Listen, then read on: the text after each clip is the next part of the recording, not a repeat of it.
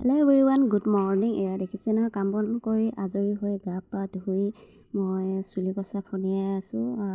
ভিডিঅ'টো কৰিম বুলি ভাবিছিলোঁ, ৰাতিপুৱাৰ পৰা কৰা নহ'ল। আৰু এয়া মোৰ ল'ৰা দেখিছে নহয়, কামবোৰ মোৰ বহাই থাকে, বস্তুবোৰ ইফালে পেলাই সিফালে পেলাই, মানে অলপ 5-10 মিনিটমান নাচালে সি কিবা এটা হ'লেও কিবা এটা কৰি দিয়ে। আৰু এইফালে বাহিৰলৈ ওলাই আহিলোঁ, আমাৰ ফুলবোৰ ফুলিছে, তাকে বোলো দেখাওঁ আপোনালোকক। এয়া গোলাপ ফুল।